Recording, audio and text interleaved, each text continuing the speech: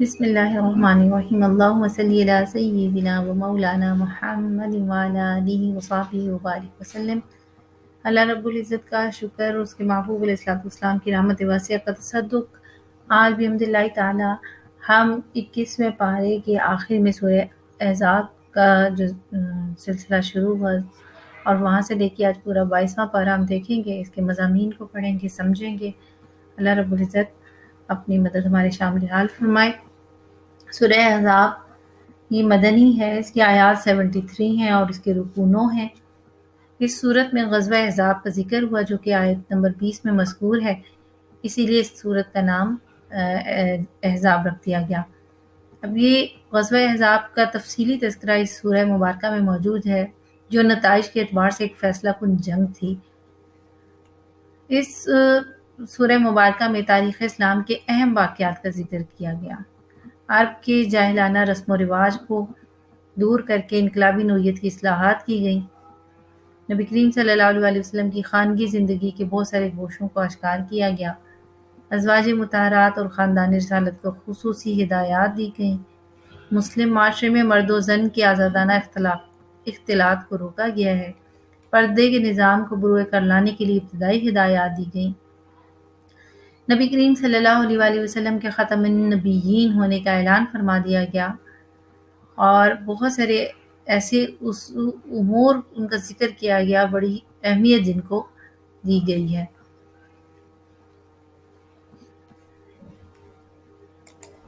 اس سورہ مبارک کا آغاز یا ایھا النبی کے پرجلال کلمات سے کیا گیا اور اس خطاب کی خاص وجہ یہ تھی کیونکہ اس صورت میں عرب کے قدامت پسند معاشرہ ان کے غلط رواجوں کی اصلاح کرنا مقصود ہے۔ قوم کی طرف سے شدید رد عمل ظاہر ہوگا، اس لیے اللہ رب العزت نے اپنے محبوب کو خصوصی طور پر خطاب فرما کر ہدایات سے سرفراز فرمایا تاکہ حضور کے خلاف کذب و افتراء کے جو طوفان اب اٹھنے والے ہیں ان میں آپ ثابت قدمی اور استقامت کا مظاہرہ کریں۔ آیت کے آغاز میں اللہ پاک نے فرمایا یا ایھا النبی اتق اللہ ولا تطیع الکافرین والمنافقین ان اللہ کان علیما حکیما۔ اے نبی، آپ اللہ کے تقوی پر حسب سابق استقامت سے قائم رہیں اور کافر و منافقوں کا یہ کہنا کہ ہمارے ساتھ مذہبی سمجھوتا کر لیں ہرگز نہ مانیں، بے شک اللہ خوب جاننے والا، بڑی حکمت والا ہے۔ آیت نمبر 4 میں ذکر کیا گیا ما جعل اللہ لرجل من قلبین فی جوفہ، اللہ نے کسی آدمی کے لیے اس کے پہلو میں دو دل نہیں بنائے۔ یہاں پر عرب کی 3 بہت مشہور غلط باتیں تھیں جن پر وہ ڈٹے ہوئے تھے اور اس کو کسی صورت بھی چھوڑنا نہیں چاہتے تھے۔ اب ان کی 3 غلط جو باتیں تھیں اس کا ذکر کیا گیا۔ ایک بات تو یہ تھی کہ جو آدمی سمجھدار ہوتا اور بات کی تہ تک پہنچتا تو لوگ اس کے بارے میں کہتے کہ اس کے 2 دل ہیں، حالانکہ اللہ تعالیٰ نے کسی کے 2 دل پیدا نہیں کیے۔ دوسری یہ تھی کہ جب کوئی شخص اپنی بیوی کو تم میرے لیے ایسی ہو جیسی میری ماں کی پشت کہہ دیتا تو وہ اپنی بیوی کو ماں کی طرح حرام سمجھتے۔ تیسری یہ تھی کہ جب کوئی شخص کسی کو اپنا منہ بولا بیٹا بنا لیتا تو وہ اسے ایسے سمجھتے تھے جیسے حقیقی بیٹا ہو، میراث میں شریک کرتے، اس کی بیوی سے اس کی طلاق یا وفات کے بعد بھی شادی نہیں کرتے تھے۔ ان تینوں باتوں کی یہاں پر تردید کی گئی۔ آیت نمبر 6 میں فرمایا گیا النبی اولی بالمؤمنین من انفسہم وازواجہ امہاتہم، نبی کریم صلی اللہ علیہ وآلہ وسلم تم میں سے مومنوں کے ساتھ ان کی جانوں سے زیادہ قریب اور حقدار ہیں اور آپ کی ازواج مطہرات ان کی مائیں ہیں۔ حضور نبی کریم صلی اللہ علیہ وسلم کی شان کریمی کا ذکر کیا جا رہا ہے کہ آپ بہت زیادہ اپنی امت کے لیے شفقت فرمانے والے، لطف و کرم فرمانے والے اور خیر خواہی فرمانے والے ہیں۔ بخاری شریف کی حدیث پاک میں آتا ہے نبی پاک صلی اللہ علیہ وسلم نے فرمایا کوئی ایسا مومن نہیں جس کا دنیا و آخرت میں والی نہیں۔ اگر تم چاہتے ہو تو یہ آیت پڑھ لو النبی اولی بالمؤمنین، جو کوئی مومن فوت ہو اور اس کے پیچھے مال وہ چھوڑ جائے تو اس کے قریبی رشتہ دار اس کے وارث ہوں گے، اور جو مومن قرضہ وغیرہ چھوڑ جائے تو وہ میرے پاس آئے، میں اس کا والی ہوں۔ حضور رسالت مآب صلی اللہ علیہ وسلم کے ازواج مطہرات کی عزت افزائی آگے فرمائی گئی کہ یہ مسلمانوں کی مائیں ہیں اور اس تعلق کے باعث ہر مومن کا فرض ہے کہ ان سے اسی طرح ادب و احترام کا تعلق قائم کرے جس طرح اپنی ماں کا احترام کرتا ہے۔ آیت نمبر 9 میں ارشاد فرمایا گیا یا ایھا آمنوا اذکروا نعمت اللہ علیکم، اے ایمان والو اپنے اوپر اللہ کا احسان یاد کرو جب کفار کی فوجیں تم پر آ پہنچی تو ہم نے ان پر ہوا اور فرشتوں کے لشکروں کو بھیجا جنہیں تم نہیں دیکھا، جو کچھ تم کرتے ہو اسے اللہ خوب دیکھ رہا ہے۔ یہاں سے لے کر آیت نمبر 27 تک غزوہ احزاب کے مختلف پہلوؤں کا تذکرہ ہو رہا ہے۔ مشرکین مکہ نے غزوہ احد اور بدر میں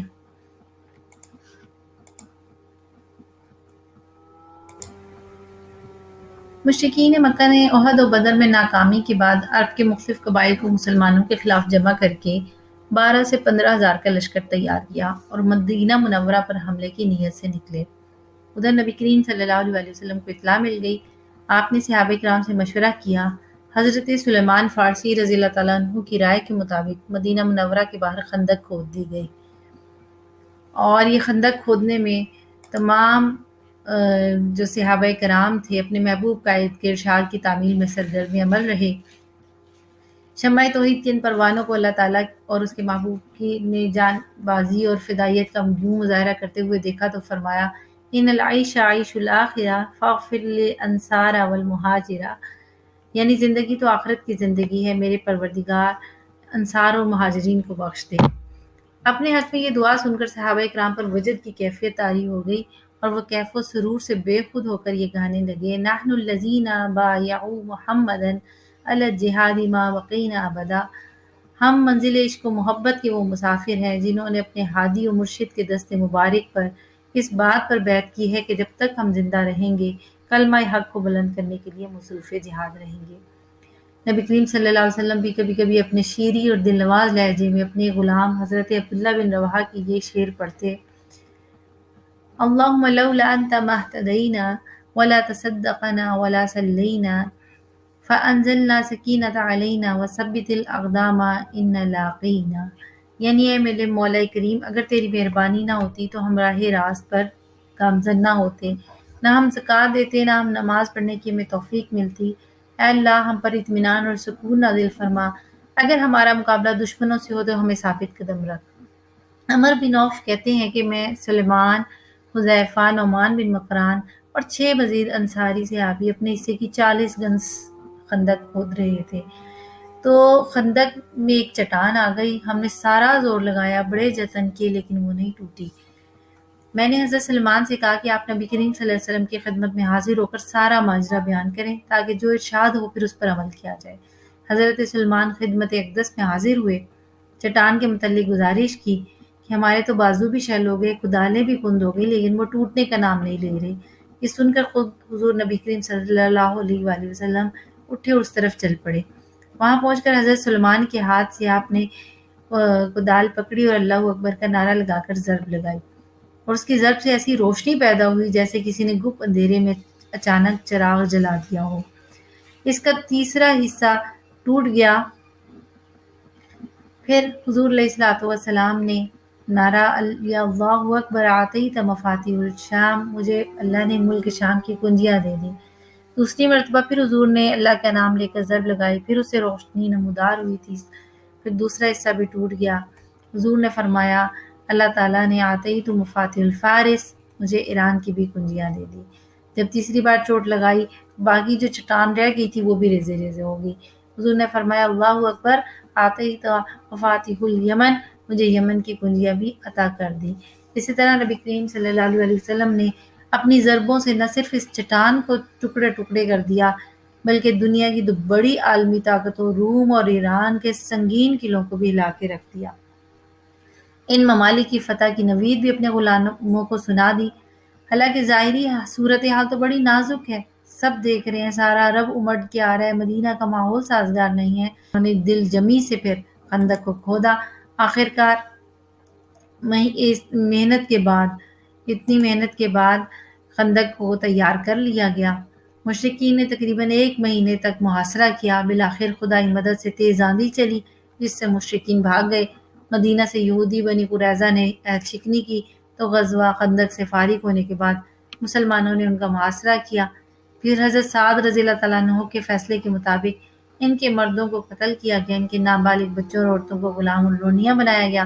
درمیان میں اللہ تعالیٰ نے منافقین کا بھی ذکر فرمایا جنہوں نے ہیلے بہانے بنا کر غزوہ میں شریک ہونے سے عذر کیا تھا پیش۔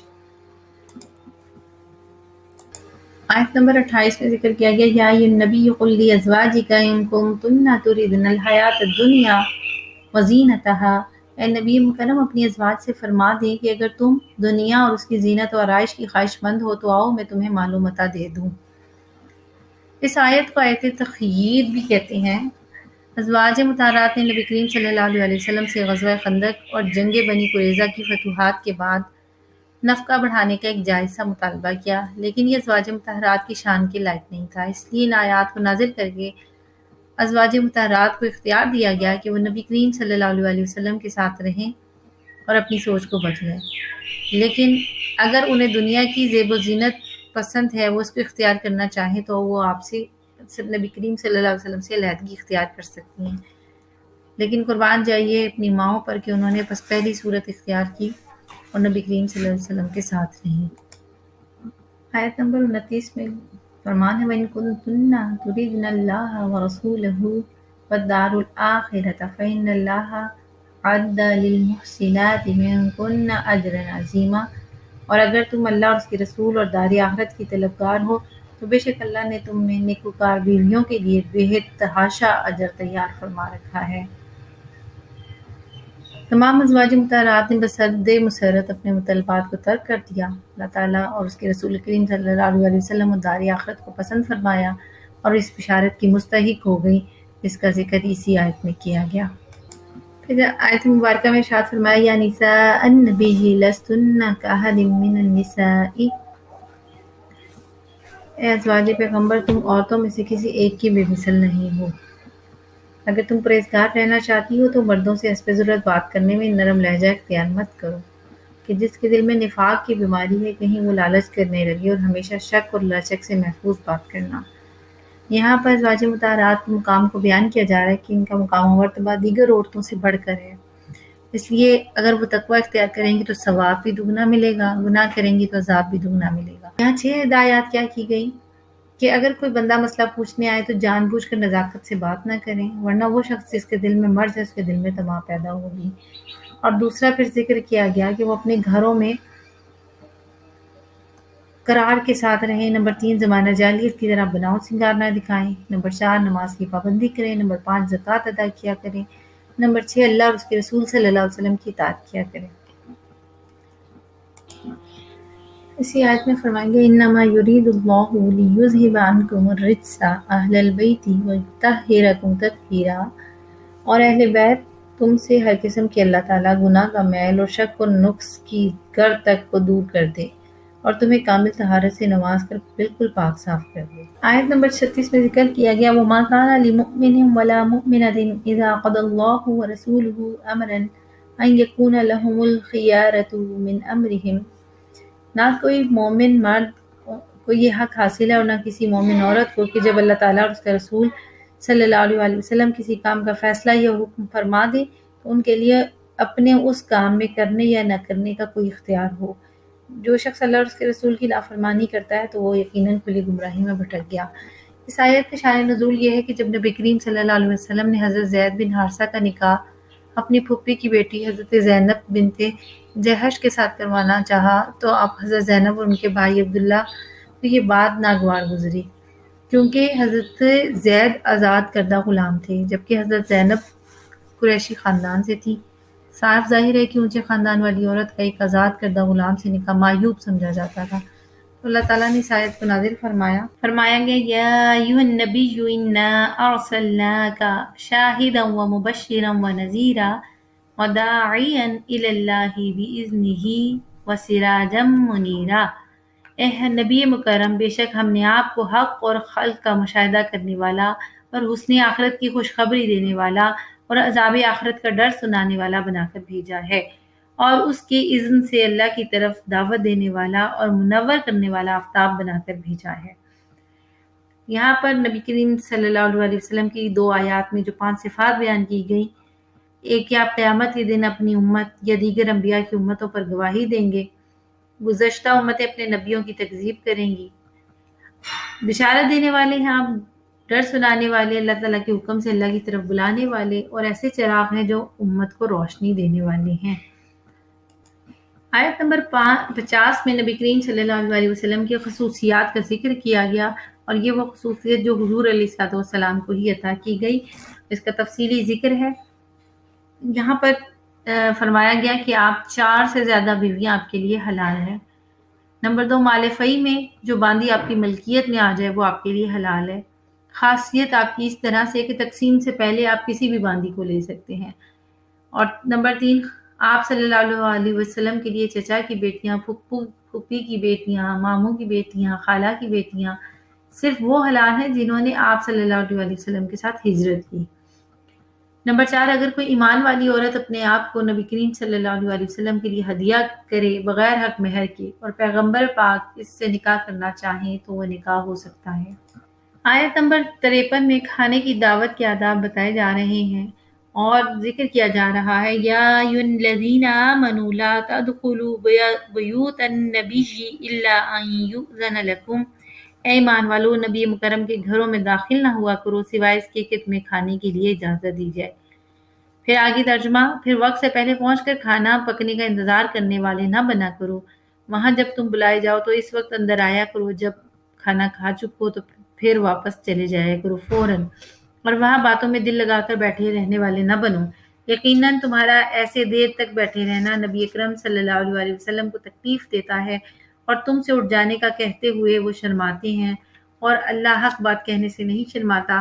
جب تم ازواج مطہرات سے کوئی سامان مانگو تو ان سے پس پردہ پوچھا کرو، یہ ادب تمہارے دلوں کے لیے اور ان کے دلوں کے لیے بڑی طہارت کا سبب ہے۔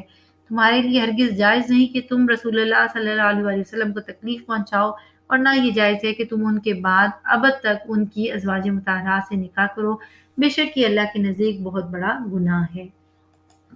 اور اسی آیت میں آگے ذکر کیا گیا کہ تمہارے لیے یہ جائز نہیں ہے کہ تم ان کے بعد ابد تک ان کے ازواج مطہرات سے نکاح کیا کرو، تو ازواج مطہرات سے نکاح کی حرمت یہاں پر واضح کر دی گئی۔ آیت نمبر 55 میں پردے کا حکم نازل فرمایا گیا کہ یا ایھا النبی قل لازواجک وبناتک ونساء المؤمنین، نبی کریم صلی اللہ علیہ وآلہ وسلم آپ ان پر پردہ نہ کرنے میں ان کو پردے کا حکم دیجئے، اپنی بیویوں کو، بیٹیوں کو، ایمان والی عورتوں سے فرمائے کہ وہ پردہ کریں۔ اس آیت سے پردے کا حکم ثابت ہو رہا ہے، یہ صرف ازواج مطہرات کے لیے خاص نہیں بلکہ تمام ایمان والی عورتوں کو اس میں ذکر کیا گیا، نساء المؤمنین فرما کر، کہ جب وہ اپنے گھروں سے باہر نکلے تو بڑی چادریں اوڑھ لیں، ایسی چادر ہونی چاہیے جس سے جسم کی ساکھ چھپ جائے، چادر ہو، برقع ہو، کچھ بھی ہو، کوئی ایسا لباس ہو جس سے انسان کا جسم، اس کے خد و خال ظاہر نہ ہوتے ہوں، تو وہ پردے کا مقصد پورا کر رہا ہو تو وہ جائز ہے۔ 56 میں ذکر کیا جا رہا ہے، ان اللہ وملائکتہ یصلون علی النبی یا ایھا الذین آمنوا صلوا علیہ وسلموا تسلیما، بے شک اللہ اور اس کے سب فرشتے نبی مکرم صلی اللہ علیہ وسلم پر درود بھیجتے رہتے ہیں، اے ایمان والو تم بھی ان پر درود بھیجا کرو اور خوب سلام بھیجا کرو۔ اس آیت میں ہمیں بارگاہ رسالت مآب صلی اللہ علیہ وسلم میں صلاۃ و سلام عرض کرنے کا حکم دیا گیا، وہ ساری احادیث صحیحہ میں بھی درود شریف کی فضیلت بیان کی گئی۔ آیت نمبر 59 میں ذکر کیا گیا، یا ایھا النبی قل لازواجک وبناتک ونساء المؤمنین، اے نبی اپنی بیویوں، اپنی صاحبزادیوں، مسلمان عورتوں سے فرما دیں کہ باہر نکلتے وقت اپنی چادریں اپنے اوپر اوڑھ لیا کریں، یہ اس بات کے قریب تر ہے کہ وہ پہچان لی جائے کہ یہ پاک دامن آزاد عورتیں ہیں، پھر انہیں آوارہ باندیاں سمجھ کر غلطی سے ایذا نہ دی جائے، اور اللہ بخشنے والا مہربان ہے۔ تمام مسلمانوں کو یہاں پر ذکر کیا گیا، امہات المومنین کے ساتھ مسلمان عورتوں کو بھی مخاطب کر کے ذکر کیا گیا کہ جب وہ گھر سے باہر نکلے تو بڑے آبرو مندانہ طریقے سے نکلے، بڑی چادر لیں، اس سے اپنے آپ کو ڈھک لیں، اپنے چہرے کو ڈھکا ہوا ہو۔ ایک دفعہ ام المومنین حضرت عائشہ صدیقہ کی خدمت میں بنو تمیم قبیلہ کی چند عورتیں حاضر ہوئیں، انہوں نے بڑا تنگ سا لباس پہنا ہوا تھا، باریک لباس پہنا ہوا تھا، انہیں دیکھ کر ام المومنین نے فرمایا، ان کنتن مومنات فلیس ھذا بلباس المومنات، کہ اگر تم مسلمان عورت ہو، مومن عورت ہو تو سن لو کہ یہ لباس مومن خواتین کا نہیں ہوتا، اور اگر تم مومن نہیں ہو تو پھر جو چاہو کرو، नबी करीम सल्लल्लाहु अलैहि वसल्लम का ये इरशाद भी सुन लीजिए। आपने फरमाया निसाउ कासियातुन आरियातुन, कि कई औरतें जिन्होंने लिबास पहना होता है लेकिन वो नंगी होती हैं, नाज़ो अदा से झुकती झुकाती हैं, उनके सर इस तरह है जिस तरह पुख्ते नस्ल के ऊँटों की कोहाने। ये औरतें जन्नत में नहीं जाएंगी और ना उन्हें उसकी हवा लगेगी। आयत नंबर 72 में फरमाया गया इन्ना अरदनल अमानता अलस समावाति वल अर्द, बेशक हमने इताअत की अमानत आसमानों, ज़मीन और पहाड़ों पर पेश की तो उन्होंने इस बोझ के उठाने से इनकार कर दिया और वो इससे डर गए। इंसान ने इसे उठा लिया, बेशक वो अपनी जान पर बड़ी ज़्यादती करने वाला, अदायगी अमानत में कोताही के अंजाम से बड़ा बेखबर और नादां है। अमानत से मुराद शरीयत है। अल्लाह रब्बुल इज़्ज़त ने अमानत यानी अकायद और अमाल दोनों पेश फरमाए। आसमानों पर, ज़मीन पर, पहाड़ों पर साथ इख्तियार दिया कि तुम चाहो तो ले लो, ना चाहो तो ना लो। आसमान, ज़मीन, पहाड़ों ने इस बार को उठाने से इनकार कर दिया और वो घबरा गए और बस अल्लाह की इताअत में लग गए, जबकि इंसान ने इस अमानत को ले लिया और इन्नहु काना ज़लूमन जहूला, बेशक इंसान जो है वो बड़ी ज़्यादती करने वाला, बड़ा बेखबर और नादान है। आगे सूरह सबा शुरू होती है। इसके रुकू 54 है और इसके रुकू 6 हैं और इसकी आयात 54 है। सूरह सबा मक्की है। इस सूरत में कौम सबा का वाक़या बयान किया गया, इसीलिए सूरत का नाम सूरत सबा रखा गया। इसके आगाज़ में अल्लाह पाक ने अपनी कुदरत की निशानियां बयान की और उससे पहले अपनी हम्दो सना जिक्र फरमाई। अल्हम्दुलिल्लाहिल्लज़ी लहू मा फ़िस समावाति व मा फ़िल अर्द व लहुल हम्दु फ़िल आखिरह व हुवल हकीमुल ख़बीर। और फिर अल्लाह रब्बुल इज़्ज़त ने इरशाद फरमाया कि आयत नंबर 10 में अगर हम देखते हैं, वलक़द आतैना दाऊद मिन्ना फ़ज़लन, बेशक हमने दाऊद को अपनी बारगाह से बड़ा फजल अता फरमाया और हुक्म फरमाया पहाड़ों तुम इनके साथ मिलकर खुशहाली से तस्बीह किया करो, और परिंदों को भी मुसख्खर करके यही हुक्म दिया और हमने उनके लिए लोहा नर्म कर दिया। अल्लाह ने हज़रत दाऊद अलैहिस्सलाम को उसने सौत अता फरमाई थी। आपकी आवाज़ बहुत खूबसूरत थी। जब हज़रत दाऊद अलैहिस्सलाम तस्बीह और ज़िक्र करते थे तो अल्लाह ताला ने पहाड़ों और परिंदों को मुसख्खर कर दिया, हुक्म का पाबंद कर दिया कि दाऊद अलैहिस्सलाम के साथ मिलकर तस्बीह करें। और फिर आप पर एक और नेमत नाजिल की कि आपके लिए लोहे को नरम कर दिया। वो अपने हाथ से उसे मोड़कर ज़ीरा वगैरह बनाते और बड़े उम्दा तरीके और सलीके से बनाया करते थे। आयत नंबर 12 में हज़रत सुलेमान अलैहिस्सलाम पर जो अल्लाह पाक ने इनामात नाजिल फरमाए, जो उनके मौजज़ात हैं, उसका जिक्र किया गया। हवा को हज़रत सुलेमान अलैहिस्सलाम के ताबे फरमा दिया गया। वो इसके ज़रिए दूर दराज का सफ़र मुख्तसर वक्त में तय कर लेते थे। तख्त हवा में उड़ता और 1 महीने की मुसाफत सिर्फ एक सुबह एक शाम में तय कर लेता। जिन्नात को भी अल्लाह ने आपके ताबे कर दिया, जैसे चाहते उनसे काम ले लेते। तांबे का चश्मा भी था, इससे बर्तन वगैरह बनाते थे। आयत नंबर 15 में जिक्र किया गया लक़द कान लिसबइन फ़ी मस्कनिहिम आया, दर हकीकत कौम सबा के लिए उनके वतन में ही निशानी मौजूद थी। जन्नतानि अन यमीन व शिमालिन, वो 2 बाग थे दाईं तरफ और बाईं तरफ। कुलू मिन रिज़्क़ि रब्बिकुम वश्कुरू लहू, उनसे इरशाद हुआ तुम अपने रब के रिस्क से खाया करो, उसका शुक्र बजा लाया करो। बल्दतुन तय्यिबतुन व रब्बुन गफूर, तुम्हारा शहर कितना पाकीज़ा है और रब बड़ा बख्शने वाला है। यहाँ पर कौम सबा का वाक़या जिक्र हुआ कि कौम सबा के रहने की जगह में अल्लाह ने बड़ी बरकत अता फरमाई थी। मुल्क यमन के दारुल हुकूमत का नाम सुना है। इससे 3 मंजिल के फासले पर एक शहर था मारिब, इसमें ये कौम आबाद थी। ये बड़ी खूबसूरत जगह थी।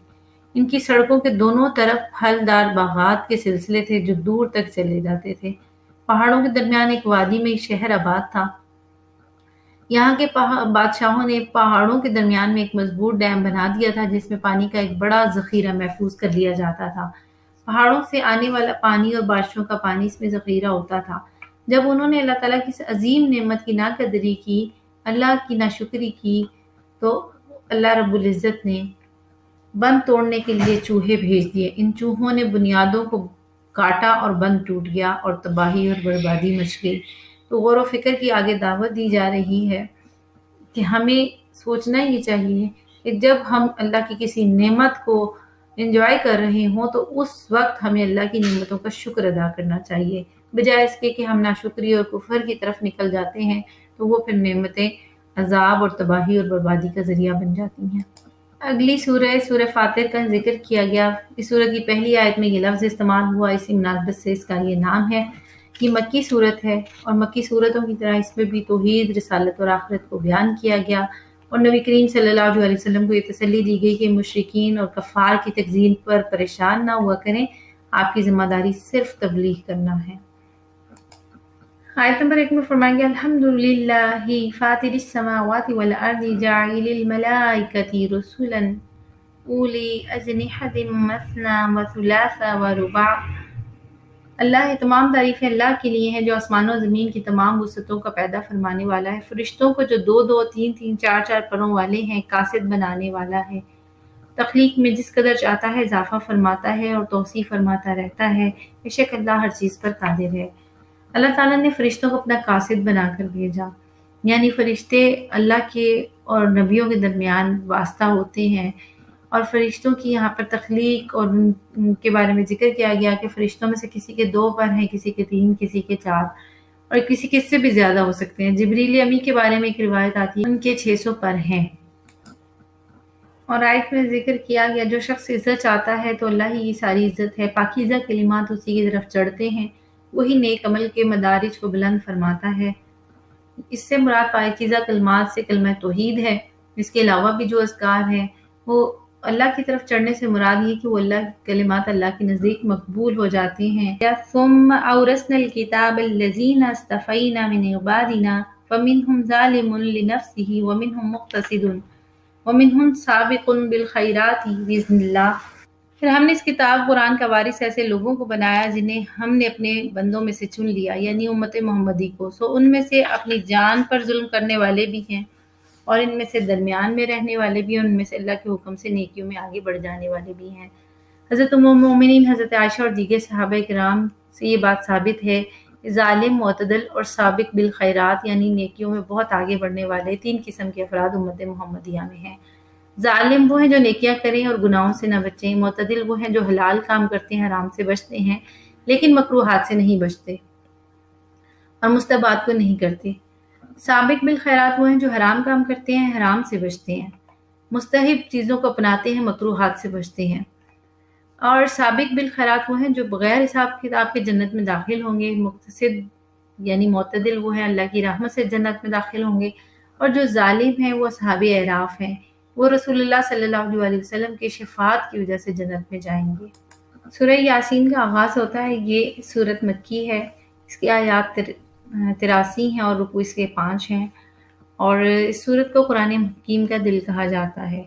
کہا گیا یاسین والقرآن الحکیم انک لمن المرسلین، یاسین حقیقی معنی تو اللہ اور اس کے رسول ہی جانتے ہیں، حکمت سے معمور قرآن کی قسم بے شک آپ رسولوں میں سے ہیں۔ یہاں پر قرآن کی قسم کھا کے نبی کریم صلی اللہ علیہ وسلم کی رسالت کو، آپ کے پیغمبر ہونے کی جو ہے آپ کا فریضہ منصبی بیان کیا گیا۔ آپ لوگوں کو ڈرائیں یا نہ ان کے باپ دادا کو نہیں ڈرایا گیا، اس سے مراد مکہ مکرمہ اور اس کے مضافات ہیں، کیونکہ یہاں حضرت ابراہیم و اسماعیل کے بعد کوئی نبی مبعوث نہیں ہوا تھا۔ آیت نمبر 13 میں ذکر کیا گیا وَاضْرِبْ لَهُمْ مَثَلًا أَصْحَابَ الْقَرْيَةِ إِذْ جَاءَهَا الْمُرْسَلُونَ، اور آپ ان کے لیے ایک بستی انطاکیہ کے باشندوں کی مثال حکایتاً بیان کریں جب ان کے پاس کچھ پیغمبر آئے اور انہوں نے وہاں پر پیغمبروں کا انکار کر دیا۔ پہلے انہوں نے 2 پیغمبروں کا انکار کیا، اس کا ذکر آتا ہے اِذْ أَرْسَلْنَا إِلَيْهِمُ اثْنَيْنِ فَكَذَّبُوهُمَا فَعَزَّزْنَا بِثَالِثٍ فَقَالُوا إِنَّا إِلَيْكُمْ مُرْسَلُونَ۔